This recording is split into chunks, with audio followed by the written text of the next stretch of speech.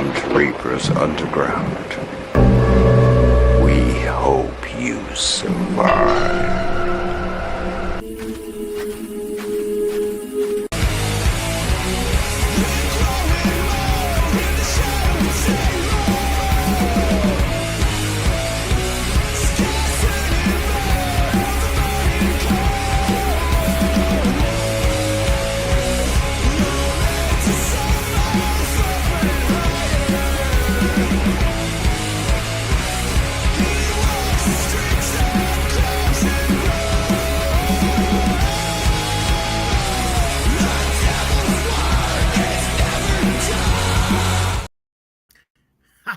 Yeah, that's right. The devil's work is never done because I'm right. Those are pretty scary photos of you. Well, like I told you before, usually I do this in full makeup. So you saw me at that one con we did. What was that? Was it Akron? Akronomicon? No, it was. Oh, the one wait, in South Dakota? Dakota. I've been all over the place this year. I know. And as you probably could guess, demons, I am so unholy blessed to have my guest today, legendary Scream Queen Brinke Stevens. There is literally no introduction needed. I mean, almost over 400 credits.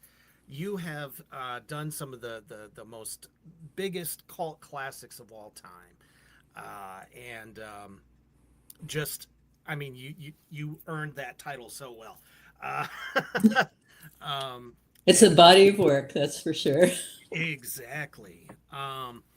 Mostly in like a lot of the comedic horror stuff, but as well as a lot of serious horror stuff too. So, you're an actress, you've been a model, you've written and produced films.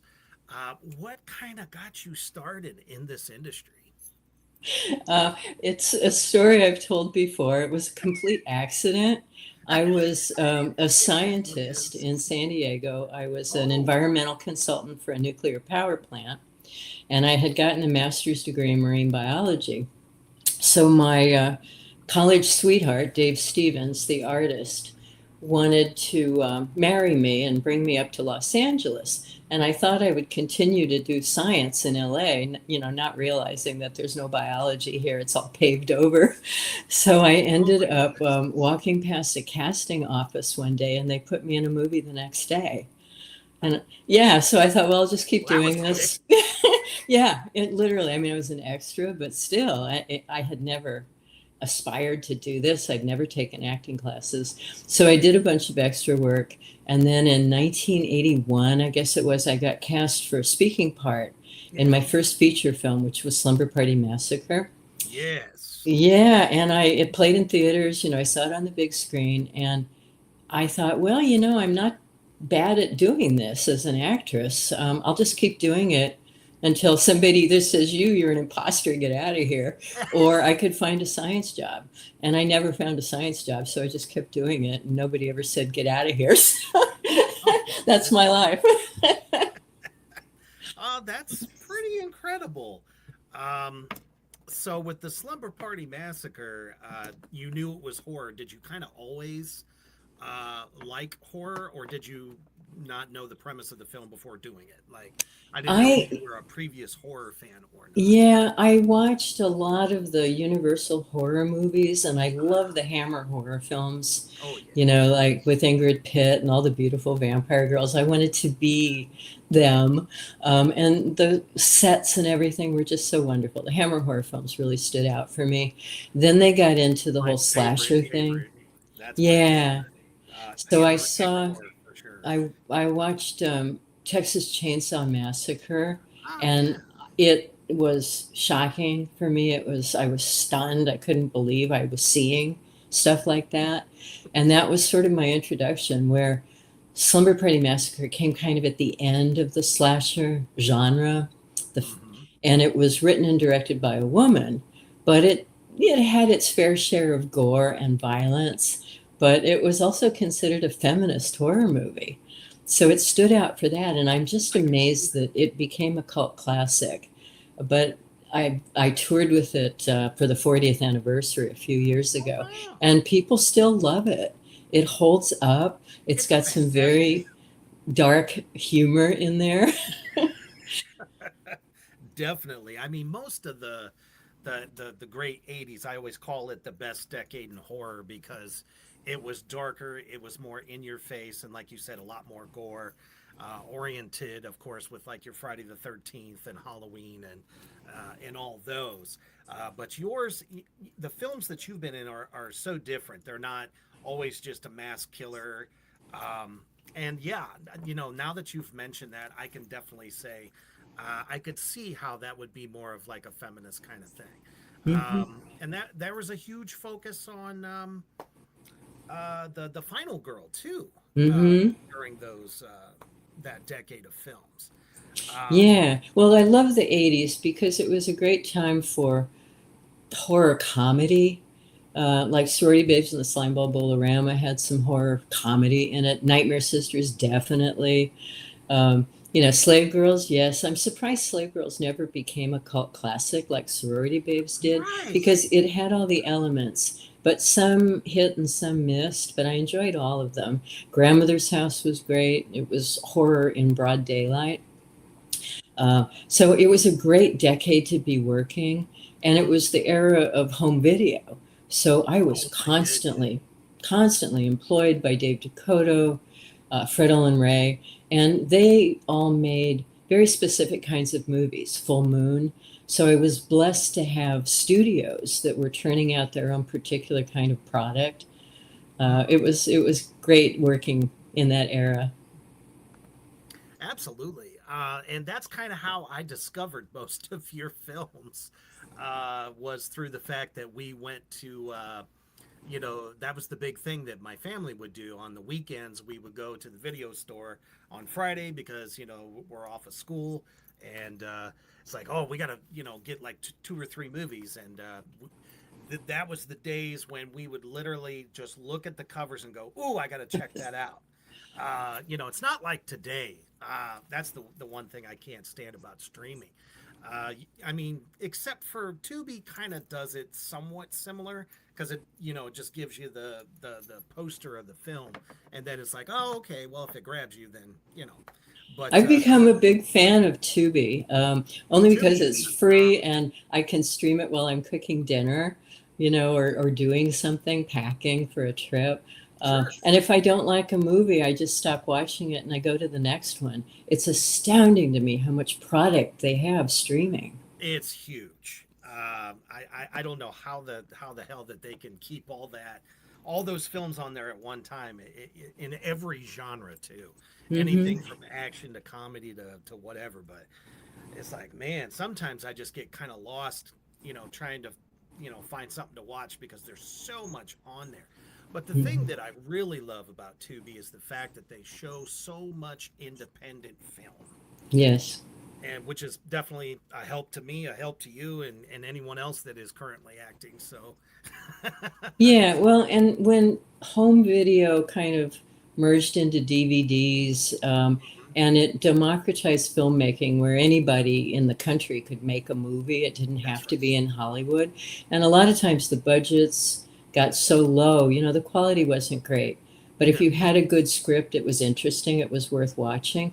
And sometimes on Tubi, you see some really excellent things. Like I just watched the remake of Witchboard, Kevin oh Tenney's yeah, movie, I and I have was not seen very that. impressed. I don't know what their budget was, but I thought it had really good production values. It had great acting, and I enjoyed it. Now, how does that period of time, the '80s, compare to, let's say, acting in the 2000s to the present? Um, are you finding yourself having more fun today than you did before? Like, what kind of differences do you see? Well, the big difference is when I would work with Dave Dakota and Fred Olen Ray, I'd often work a week on a movie and get paid well for it. And now I work sometimes one day, 2 days. It's more like a cameo, and yet I'm, the name above the title. So I don't mind that, and I get paid commensurate with my name. but I wish I had bigger parts in some of these movies. However, it's kind of fun. Like I'm going to Florida next up for the Clock 2, Hell's Bells. And I'm only working 2 days on it, but it's a really good role. I play a kind of creepy old woman that runs a bed and breakfast that's reputed to be haunted. And these two very pretty young ladies check in to do a haunted supernatural podcast, and they check in, but they don't check out, that kind of story. And it's got some amazing special effects that they're going to do with me, like crawling on the ceiling and stuff like that. I'm going to be horrifying in this movie. So I'm really excited about that. They're giving me, contact lenses and fangs and fake nails. And Yeah, that's amazing.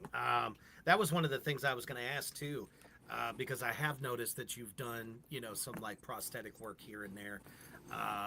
Being made up like, man, it was just on your page the other day, and I forget the name of the movie. You look like a witch creature. I can't remember the name. Could have been Witch House 3, maybe. I played a witch in that. And I was an alien in Cyberzone, also called Droid Gunner. I used to not mind the prosthetics, and it was necessary back in the day. But now, it's like when you get older, you just don't have the patience to sit there for hours and have all this stuff glued to you. I did have a fun time. I was in Florida earlier this year shooting with Joe Hollow, and Joe Castro was doing special effects. So they made a fake head of me. And I've had my head cast so many times. I can't tell you, a dozen times I've had my head cast. But it changes. So he did a recent cast on me, and he's very good. He does it quickly so I wouldn't get claustrophobic. And it worked. It really worked. The head looks so realistic. Joe Castro is just an amazing special effects guy. Incredible, which is why I had to get him for the contract. Yes. How did you manage that? He's so busy all the time. Joe and I, we've been friends for quite a few years, and I've had him on the show as well. Always been a huge fan of his work. So I was like, I know he's a busy guy. I'm like, could I get you for one day on the contract? For all of the heavy makeups, the heavy special effects and kill scenes. And he was like, this sounds exciting. I would love to do it. Let me send you over my requirements. Good. Yeah. It's so funny. It's one of the things I love about horror is what a small world it is. That you guys, that he'd be on your show already, and that each other. And I find that to be true with horror more than any other genre, where you don't have this kind of community in romantic comedies. The horror industry, it's like a tribe, and I love being part of it. And I'm so embraced by fans of horror, people who like my work, who meet me at conventions. It's wonderful to be part of a larger group like that are so respectful and dedicated. Yeah. And what I've loved is, I've been in this business 40 years, and I was playing the nubile young co-ed, in the shower scenes. And now I play doctors, lawyers, scientists. I was the president of the United States. I've been senators. And as I, get older, I adapt to the roles. So I love the fact that my fans still follow me and appreciate what I'm doing. Absolutely. So are you finding like you're enjoying doing the more doctor, scientist, different types of roles, as opposed to that, that gal in the shower scene? Or was that also kind of fun for you? It was kind of fun. They were always very respectful on set, like a closed set. I wondered about that. Yeah, only the director and the cameraman would really be there, maybe the sound guy if they had to. But they made it easy. And plus, back in the 80s, we all knew we had to do nudity in the low budget industry. And I worked with an agent that also did body doubles and nudity, shower scenes, things like that. So that was how I first ran into Michelle Bauer and Linnea Quigley, where they had a different agent, but a similar theme. And we would all meet up for shower scenes, locker room scenes, things like that. And we eventually became friends. And that was right about the time we all started connecting with Fred Olen Ray and Dave Dakota. They were just getting started in the early 80s in Hollywood. So it became this wonderful community where we all supported each other. And I love it to this day that Michelle Bauer and I have been traveling a lot to conventions. She's a great sweetheart. travel companion. And in fact, we're going to Thailand together in November. Neither of us has been to Asia, but she's like, I'll go with you. So I'm like, great, let's go. We'll look at Buddhas and go to an elephant sanctuary and go to the beach where they shot James Bond. Yeah, that's true. Hopefully you don't have to get like all the shots and stuff, I hear. I don't think so. I better check on that though, but I don't think I do. But that'll be a fun trip. Yeah, I'm looking forward to it. Aaron, who is a huge fan and also one of the supporting actors in the contract, says, Brink, you are also a outstanding director. I love your eye for storytelling. Thank you, Aaron. And as I told you before, most of my fans know the joke about Thailand, and there it is from Lizzie. But yeah, so what was that like after doing, so much acting? What got you to want to direct and be on the other side of the camera? I had felt ready to direct years ago, 10, 20 years ago. I felt ready. And I was attached to a number of projects as a director, but they all fell through for one reason or another. Like the financing fell through, the investors pulled out or whatever. There was one project in the Philippines where I would have done aerial work as a vampire. And cool. There was a typhoon over there, and the investor lost a lot of property in the typhoon and pulled out of the project, things like that, where weird stuff happened. So the first thing I really directed was for Joe Castro. It was Toons 4. Yeah. And I had a 36-minute short in this anthology called Personal Demons. Oh, yeah. And Joe's absolute favorite. I loved doing it. Me and my co-host couldn't stop talking about your short. Thank you. It was the best of the whole film. Thank you. Yeah, Joe's always been so supportive of me. I've known him since he was 16. Which was decades ago. Yeah, I met him when he was a kid, and he said, I want to be a special effects artist, and he became that. We worked on Teenage Exorcist together, among other things. That's another one that I love so much. It's a fun movie. It's really, I wrote the script, so I have to like it, but I think it's funny and people laugh, and it's just a great little comedy, horror. Plus, it had Robert Quarry and Michael Berryman in it, so what's not to like? Oh, exactly.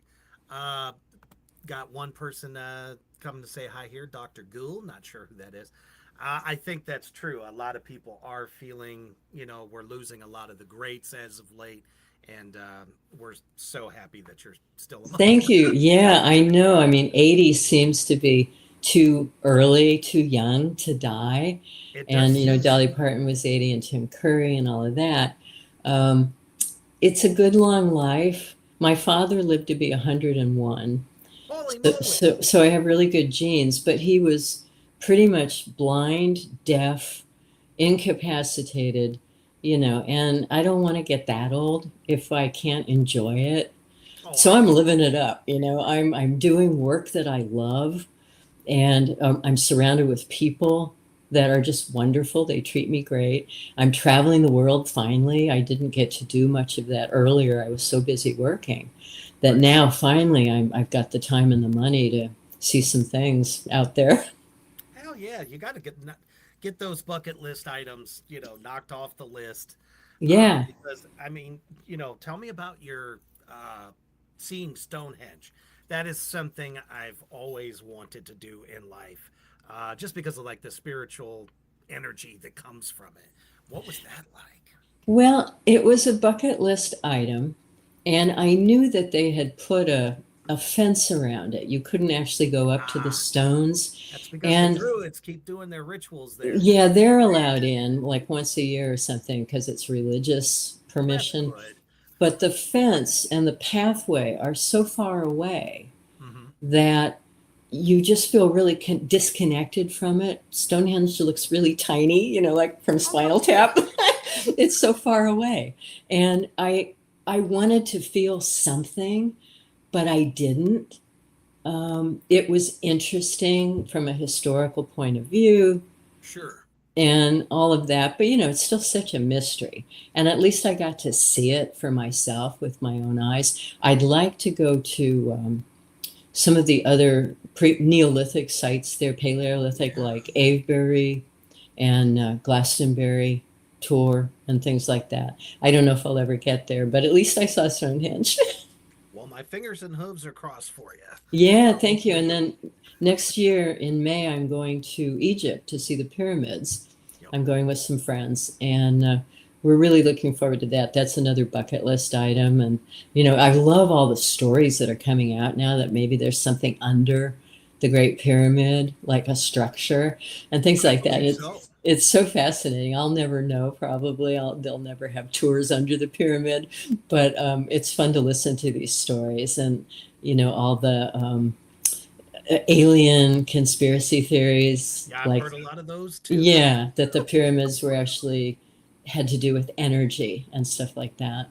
I mean, there is something. The fact that it's still there after all these years, hasn't eroded, hasn't fallen apart, nothing. You just never know. Well, they found another one in Turkey, and I want to go to Turkey next. I haven't arranged a tour yet, but in Göbekli Tepe, they uncovered ruins that date from about 9 to 10,000 BC, prior to the pyramids, which was 4,000 BC. Whoa. So, and that was when supposedly we had a hunter-gatherer society, and they didn't build big monuments like that. And there's astronomical data carved into the pillars. So like there was a comet, you know, they've discerned that there was the passing of a comet was noted there and things like that. So I really want to go see it for myself. That sounds like a interesting place. Yeah, definitely. Shoot, I'd make a pilgrimage to that too. Yeah. Wow, I'm going to have to look that up, get a little bit deeper in there. Aaron says, with all the mysteries of the Great Pyramid, I wouldn't be surprised. Seriously, yeah. I mean, other structures down there, and not to mention that's where all the pharaohs took their wealth. The whole wealth of Egypt is got to be buried down there somewhere. Mm-hmm.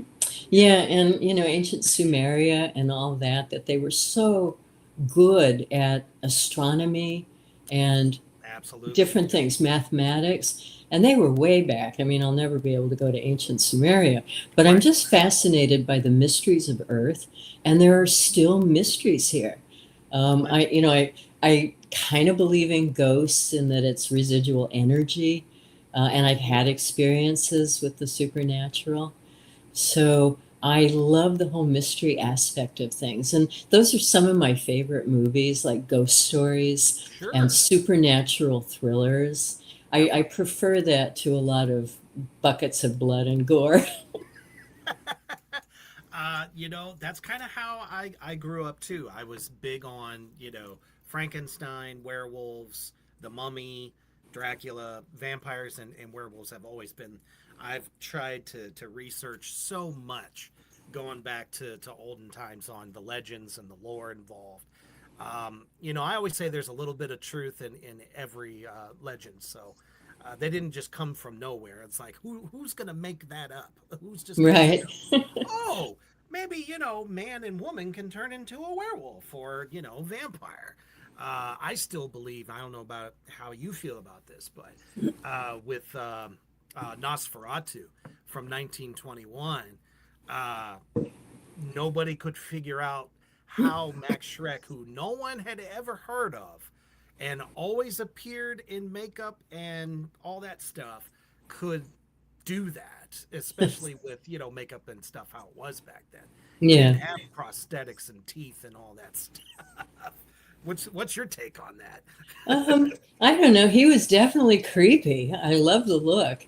And it was sort of a precursor for what we imagine ugly vampires look like, not the beautiful hammer vampires, but the Max Schreck kind of vampire. Yeah, I mean, who's to say? I mean, people still believe in Sasquatch and all the creatures that were like humanoids or whatever from way back when. Who's to say? Not to mention all the creatures in the sea. I mean, no one's been all the way to the bottom. So yes, that's true. And that's why I became a marine biologist. I originally wanted to be an astronaut in the 10th grade, and that was my whole focus. And then I realized that the space program wasn't keeping up with my ambitions, and I was never going to be an astronaut in my youth.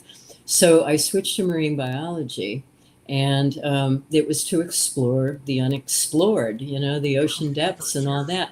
I tried communication experiments with dolphins. I worked with seals, which are more like dogs, but dolphins are really intelligent. I worked with otters, which are so incredibly cute. They're so cute. Yes, they are, but they're little brats, I'll tell you. They are the most mischievous little creatures. They play tricks on you. I totally believe that. Yeah, so I do, and then also now the latest conspiracy theory stuff has to do with Antarctica, and that there might be caves or something under that, possibly of an alien nature. And I just eat it up. I don't necessarily believe it, but I love to hear about it. That's awesome. And here you were for probably 30 some odd years to this day. Every young man's dream girl. Oh, thank you. Yeah, that part I liked. I was loved a little reaper once, I loved being people's teenage crush. I was going to ask, how did that feel? Oh, it was wonderful, because you have to be beautiful and sexy and, take your clothes off in the 80s. And I knew that a lot of guys kind of imprinted on me. And Michelle Linnea and I were also different. Linnea was more the punk rocker, and Michelle was more the really sexy but funny comedic, hot stuff. And I was called the thinking man scream queen. But I meet guys all the time at conventions, and they all say, "Oh, you were my teenage crush," and I'm like, "You could have done worse. Thank you. I appreciate that." I mean, and as intelligent as you are, and all the things that you've done and seen, just an extraordinary life. So with, when approaching writing your own stuff, what was kind of like your process? I'm always fascinated with those that, write stories for scripts and stuff like that. I've sold 6 screenplays. Wow. Many of which I wrote with Ted Newsom, my writing partner, who has since passed away.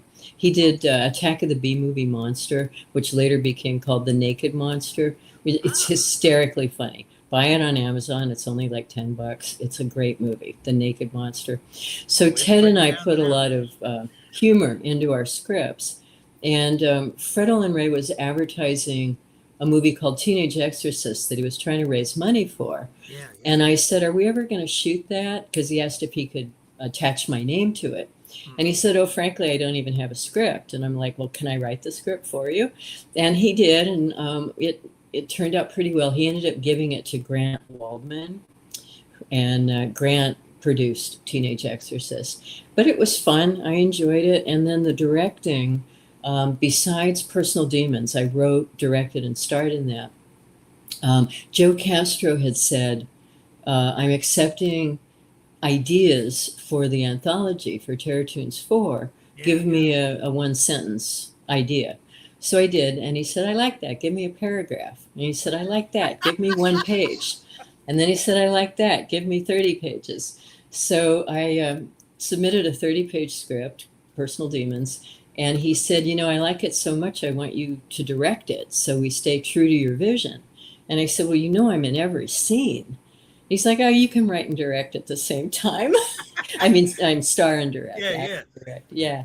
So we shot the whole thing against a green screen, and Joe did all the visual effects, which are amazing. He's Oh, such a he's genius. astounding with that. He's incredible. You know, he's an unsung hero.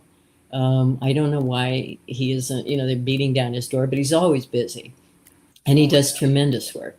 And then Charlie Band at Full Moon called me and said, I want to do a sequel to Sorority Babes. And I'm like, I died in the first one. Why are you telling me? And he said, no, I want you to direct it. And this was right around the time of the Me Too movement, and they were trying to get more women involved in filmmaking. So it was a tremendous gift to me. I really appreciate him having the faith in me to do it. And because that was my first feature film. So I went to Cleveland, Ohio, where he had bought a 1930 mansion in Cleveland Heights, and they were painting it pink for the sorority. So I had a few days of prep. Prior to that, I had looked at hundreds of videotaped auditions and made my selections. Meanwhile, my producer, William Butler, was getting all the clothing. He created the 80s look for the movie. And I thought it turned out really well. I only had 6 days to shoot it, and we didn't have a big budget. But within those constraints, I did my best, and I thought I did pretty good. And the reviewers were kind to me, which I really appreciated. Oh, absolutely. I enjoyed it. I thought it was very well done. And I was kind of curious, like, when you're doing cons and stuff, do fans also bring up the sequel? Because everybody knows you from the first one, so. Yes, I think a lot of people saw it on streaming on the Full Moon channel. Gotcha. And it'll never compete with the first Sorority Babes because that was perfect. The acting, the special effects. Dave Dakota was 24 years old when he directed it, and they light a guy on fire, they flip a car. The production value was amazing, and it was shot on, I think, on film. But yeah, the second one can't compete. It was done faster and cheaper and a lot more low budget, but we did the best we could. Though, is amazing. 6 days, yeah. And for you to, have that creation come to life, people still dig it. Don't think for a second that we don't. It's very good. Definitely, from my opinion, and I'm sure all the demons out there in the comment section would agree that you did a great job with it. That's another one I have to watch again. Yeah. Well, we had a wonderful group of people. The actors were superb. A couple of them, it was their very first movie, but they did a great job. And Greg Leitner did the new imp. The old one had deteriorated. And so just from a still taken from the video, he created a whole new imp and articulated it. So that was pretty amazing. And we found a bowling alley, and it turned out that week in Cleveland that we were shooting, there was a bowling tournament, and every bowling alley was booked solid. So finally, we found this one little bowling alley. It didn't exactly match our expectations, what we imagined. No, we pictured something like in the first movie, very lavish and huge and shiny. So this was kind of, a rundown little brick bar / bowling alley downtown in a not a very good area. But it worked. We made it work. Oh, yeah. I lived in Ohio till I was 44. So really? I didn't even know that was being shot up there. Otherwise, I would have tried to peek in. I have always been impressed with Ohio in that it has turned out so many filmmakers. And people tell me because there's nothing else to do there that they get into the filming.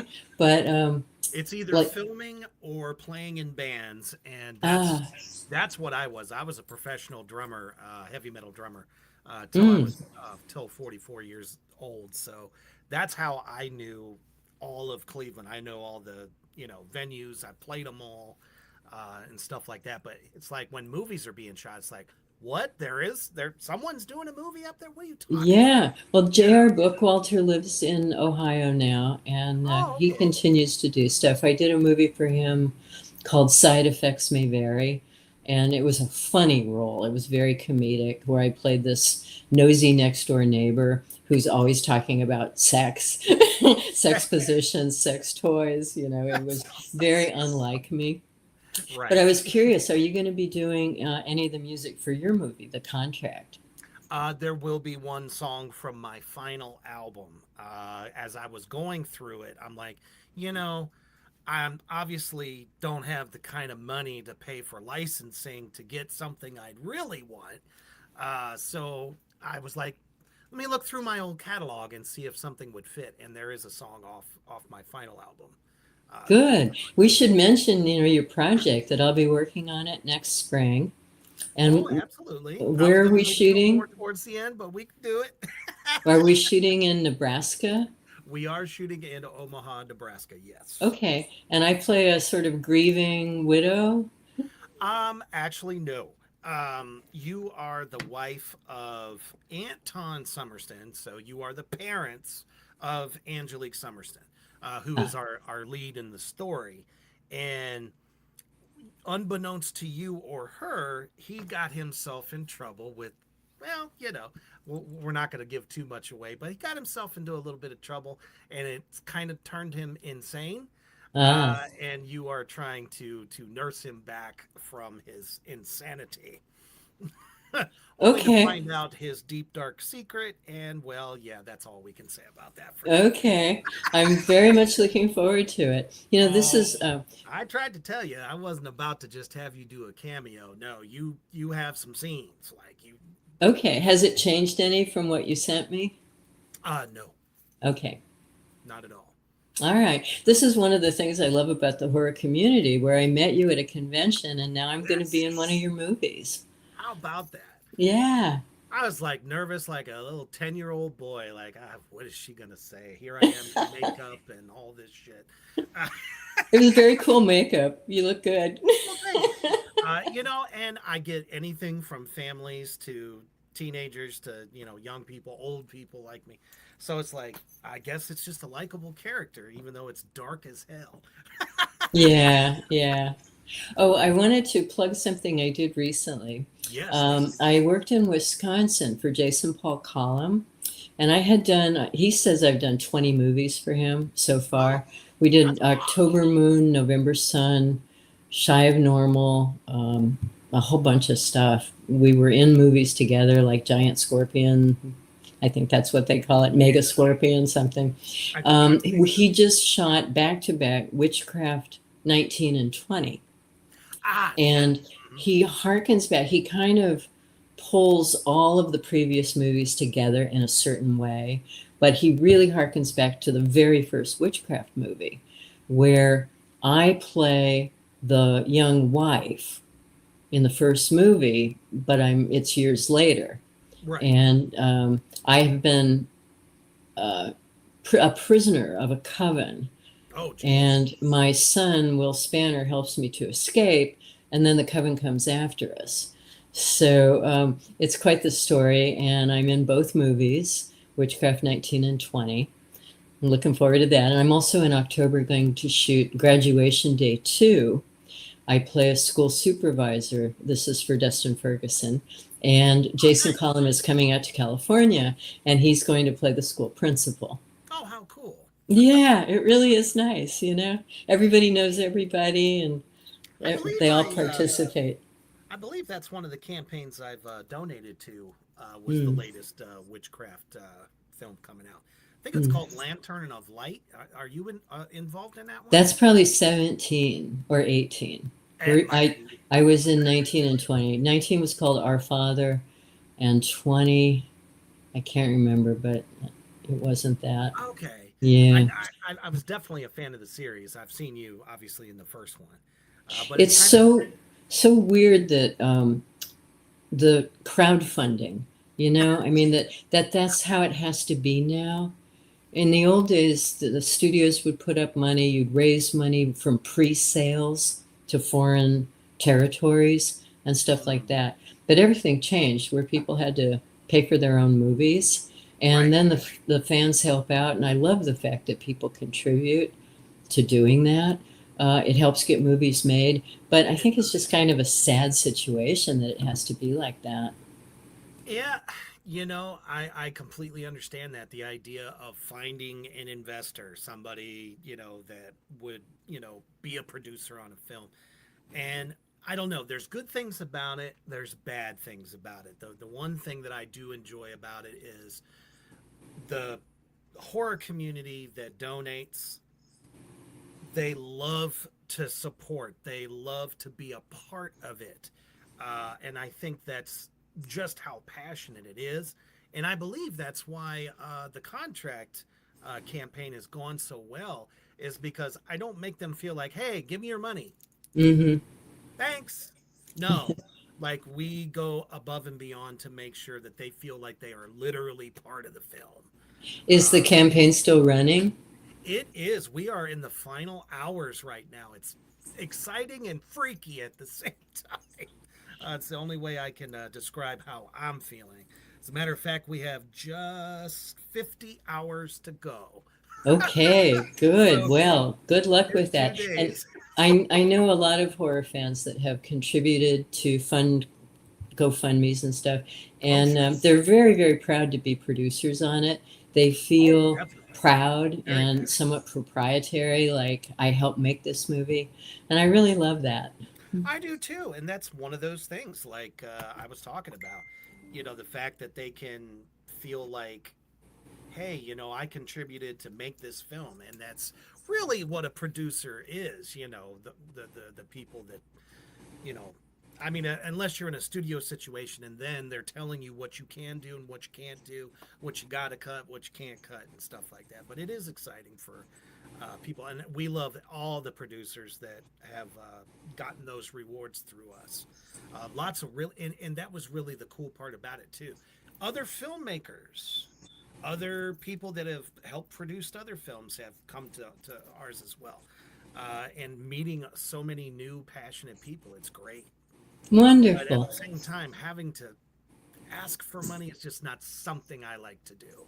No, and you really have to apply yourself, Yeah. to work it and constantly be on it. You can't just put it up there and hope it works. You've got to be very proactive with it. Have you? Yeah, you've probably never had to do that though, right? No, I've never done it, but I know a lot of people who did. Like Fred Allen Ray wanted to make a short film called Spidera, and he did it. And I remember him, lamenting that he said, "Oh my God, this is so much work. You you've got to just stay on top of it." My life is very interesting. For the last 2 months, I wake up. The first thing I do is I make 3 posts for the movie page in hopes that the algorithm picks up at least one of them, Hmm. because you usually have a 1 out of 3 chance with Facebook and the algorithm. So I'm doing that, and I'm having that, actors are doing videos to help support the campaign. And literally about 6 to 7 hours a day is what I spend on social media, and I don't really like to. No, that's like work. It's a lot of work, but I mean, it is, helping, and it obviously has reached quite a few people. Actually, getting a lot of support from the East Coast, which is, Hmm. very big on horror as well. Great horror community out there as well, and it's kind of nice to see that we're reaching there, and we've reached obviously here in the Midwest where I live, and then some support from California as well. So, Good. you know, it's been interesting. Good. That's amazing to be able to pull the stories from all those films, bring them together. That's really cool in terms of the witchcraft. So, Okay. let me see here. He says, I'm an actor in the contract. He had to buy a producer perk to be able to help this film. I love so much. I, I think I know what he's trying to say there. In other words, he wanted to help the campaign, so he wanted to become a producer on it as well. And I was Thank like, you. well, thank you for doing that. You didn't have Mhm. to. You're acting in the thing. But that just goes to show you the level of dedication from our cast Hmm. as well. Studios these days don't have the faith in horror like they should, and that's totally true. Yeah. Because Don't you think that so much has been done already with yeah, horror that it's getting 100%. derivative? And I think that the whole torture porn thing was just to try to be a departure to shock people with something different. But Yes. I worry that, so much has been already done. Is there anything new in horror? And if, like I said earlier, a good script, if you have a really good script and good characters, that makes it watchable. But as Yeah. far as ideas go, I think everything's been done by now. I kind of agree with you there, but I do believe you can put new spins on Ah, yes. some of those ideas. Um, Well, anything. like they did with Witchboard. Mhm. Kevin Tenney had made the movie he wanted to make back in the era, the day when that was what movies dealt with. And then some people watched it and liked it and said, "But we want to do it our way. We want to put a different spin on it." And how flattering though that someone wants to remake your movie. On the other hand, I did see Slumber Party Massacre was remade a few years ago in South Africa, Oh and wow. it also had a female director, and they reprised the character of Russ Thorne. But he was a tall, slender young man, even though he dressed exactly the same as Uh-huh. our Russ Thorne did in our movie. And it kind of picks up where the other one left off, where the women Oh. have grown up and now they have kids who are going to have a slumber party, and Oh boy. but kind of derivative. But I can't say I really enjoyed it. I appreciated it, but why couldn't they have had Michelle Michaels in it or something? She was a survivor True. from the first movie. Her character was in it, but she wasn't in it. So Oh, I that's think yeah, it's nice when you do a remake. And like Sorority Babes 2, Michelle and I both died in the first movie, and we were brought back in the script as ghosts, that were haunting the bowling alley, yeah. which made sense since we died there. But that was really sweet. And I think fans like to see that when there's a certain homage and characters that were in an earlier movie are brought back, even in a quick cameo. Yeah, definitely. I mean, look at what they've been doing with Scream. They keep bringing the the original cast back, to keep trying to sell it and engage the original core fans and of course the newer fans. I think the whole sequels thing is pretty much confined to horror. Like me doing Witchcraft 19 and 20. I didn't even know there were that many witchcrafts, None of us did. I watched maybe through 5 and that was it. I stopped. But the fact that it's such a beloved series and it's in so many people's awareness that they're still making them, it's just the whole sequel thing is amazing to me. Yeah, definitely. And that's one thing I'm definitely hopeful for with the contract is there's definitely a possibility for a second one. Uh, Hmm. I agree with Daniel Coles, who is one of our executive producers and is acting in the film as well. He's like, not mobbing demons. See, no one's ever done it before, and those are Ah, two of my favorite genres. So I put them together, and we have the contract. So that does sound unique. yep, Congratulations. it's a it's Wow. a Okay. it's a basically a mafia family that is made of a demon hierarchy, in which I play Floros, the Duke of Hell, and then all my demons, I have demon capos, and then they have their lesser demons that are the soldiers, the ones that Hmm. go out and do the dirty work. So, Cool. Okay. I'm very excited to do this. hey, we are just as excited to have you a part of it. And Aaron has been such a huge fan of yours. He recorded a short little video for you. Oh, okay. Hello, Brink. This is Aaron Markham. I play Milton Blackthorne in The Contract. And I just wanted to say how much of a pleasure and an honor it is to have you in this film with us. We all are big fans of your work. We love your heart. We love your creative zest for the horror world and how you've always been absolutely amazing. Just want to say thank you for being a part of The Contract with us. And I promise you, my dear, we will have a lovely time. He plays my consigliere in the film. He is the one that lures people into making contracts without them actually knowing they're doing it. Well, thank you, Aaron. That was such a lovely thing to do. I really appreciate it. Thank you so much. Absolutely.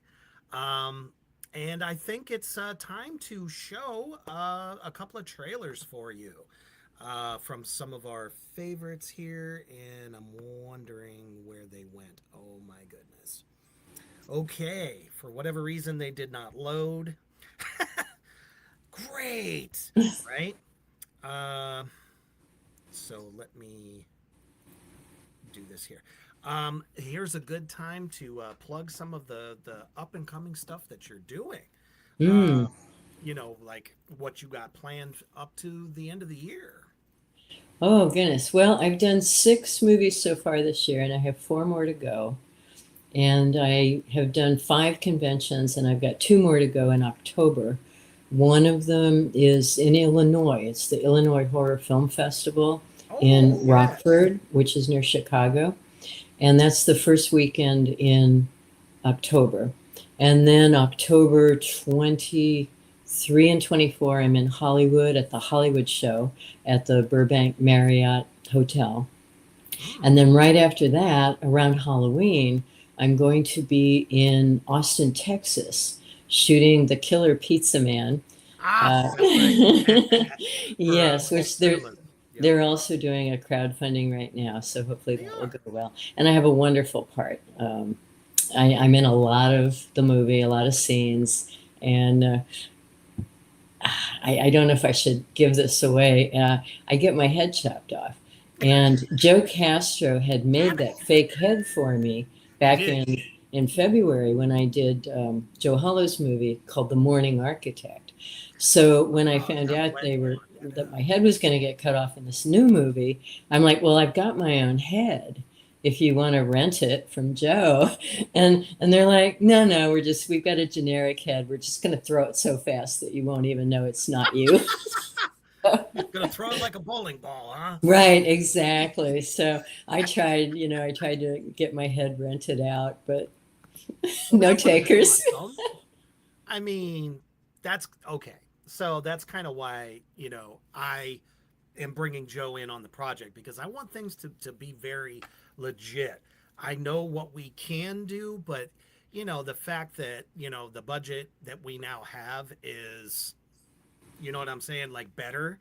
I was like, no, well, now we have the opportunity to bring, reality really big on what we're doing. Just to give it that extra zest, because I mean, Joe's just a master. Mm-hmm. Yes, he is. Oh, another project I have coming up in September after I get back from England.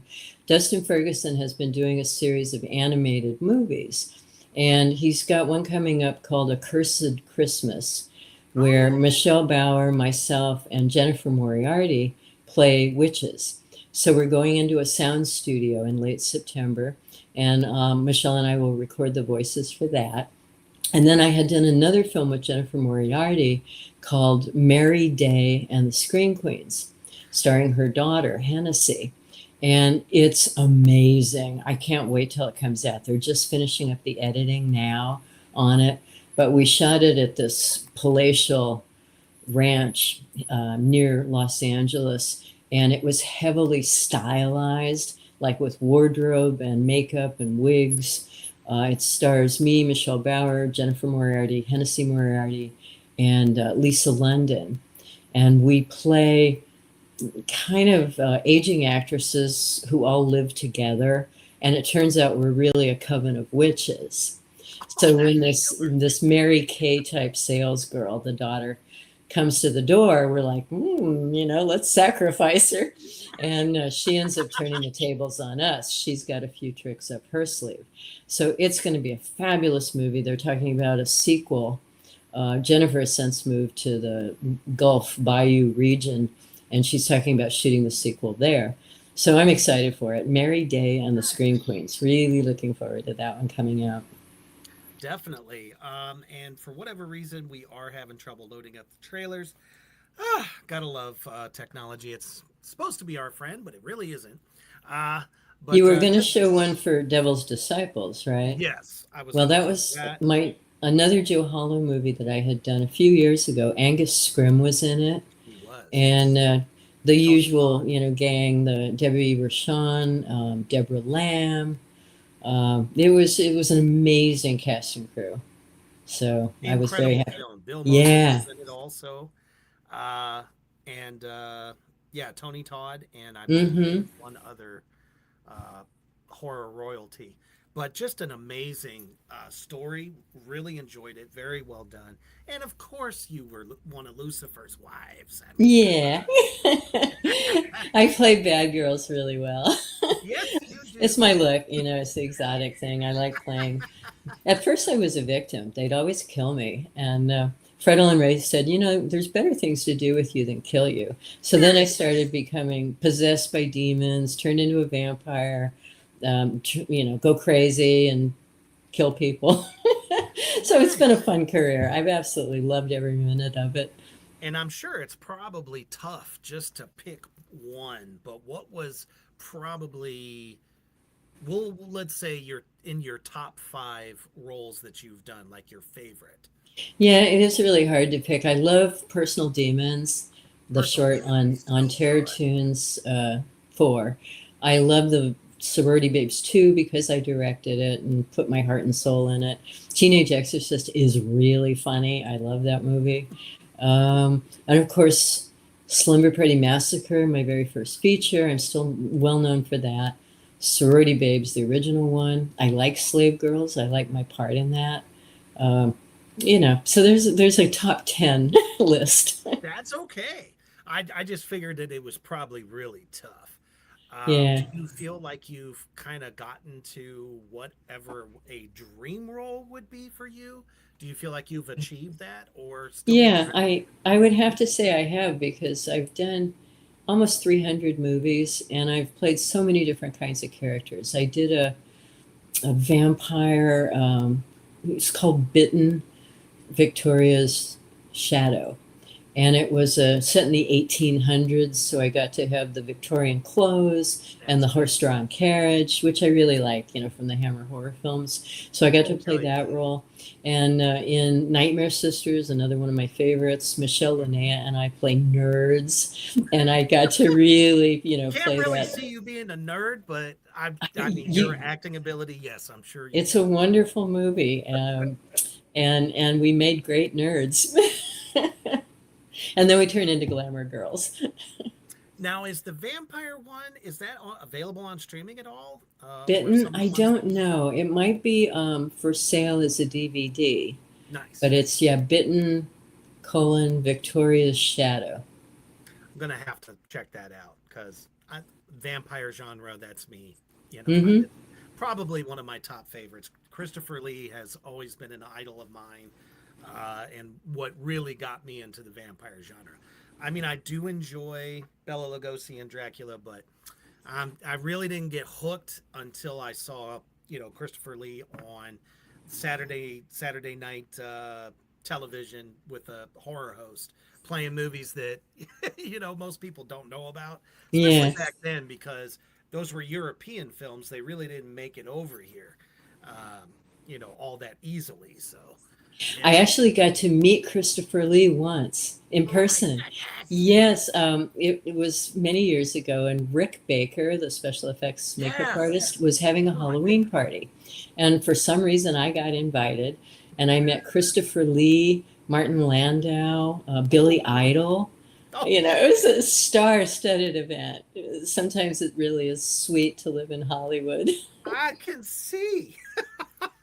Now that's crazy because I when I was advertising our interview, I had the song "Rebel Yell" playing on the poster. So wow, I didn't even know that you ran into him. Well, what was it like meeting, Christopher Lee? He was very erudite, just very classy, just like you'd expect him to be. Yeah. Yeah. I'm sure he's a lot of fun though.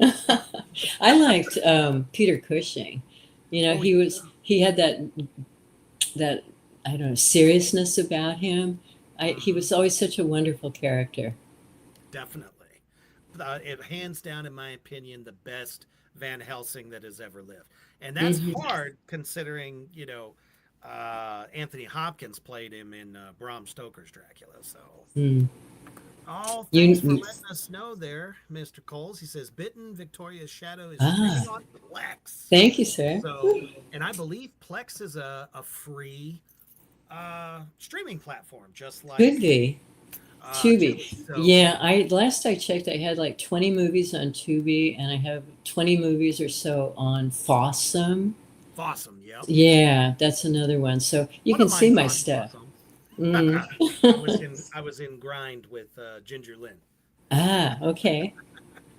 Uh, well, who cares? It's free. If it's got ads, we don't give a shit. We still get to Yeah, see the Brinks movie. That's what we care about. I can live with the ads, and it's just so Exactly. easy to watch it on your computer, on your laptop, Yeah, instead of having to, exactly. go into the TV room and all that. Yes, because we usually end up falling asleep if we do that because the furniture is so comfy. Mm, But there it is, demons. You got two places, three places actually, sorry, three places where you can catch a big number of Brink's catalog of films, all of them, more awesome than the next. So, Tubi, I know you all got it. Oh, on Tubi Or, right now, and they say it's leaving soon, but oh a no. movie called Mob Boss by Fred Ah, Olen Ray has Eddie Deason and William Hickey, and I play a very inept hit woman, an assassin, and it's so good. I mean, I loved my role in that. I got to shoot guns, oh yeah. and it's comedic, and I look hot. I had the best outfits. So go to Tubi right now and look up Mob Boss, MOBBOSS, and watch it before it leaves. I know what y'all are going to be doing for the rest of the day. You're going to be checking out Mob Boss on Uh, Tubi. My goodness. Well, it has been an unbelievable honor having you on today. Thank you so much for sitting down with me and also being part of the contract. It is a true honor and a blessing to have you a part of it. I know you're going to have a blast. For everyone that has shown up for you today and all of your fans around the world, what is your lasting message for them if they're aspiring actors, writers, directors, you name it? well, always follow your dreams. It's so easy now to make a movie. And if you want to be a writer or an actor or a producer or a director, there's a way to do it. Somehow just follow your dreams. Don't give up. That's what I did. I just kept doing it. And 300 movies later, I'm still in it. That's right. And we are so glad that you are still gracing the big screen for us. And it's been awesome seeing all of your work. Well, thank you, Reaper. I'm so happy to have done this, and I really appreciate everyone who's watching and everyone who's contributed to the contract. Thank you so much. And I look forward to making the movie and seeing it when it's finished. It should be awesome. Absolutely. And like I said, guys, you know what to do. Check out any of those films, especially Mob Boss on Tubi, because it's about to leave, so you might want to check that one out. And again, thank you so much, Brink, for sitting down with me, and all of you out there watching in the Black Flame universe. Love you all so much, and always stay heavy.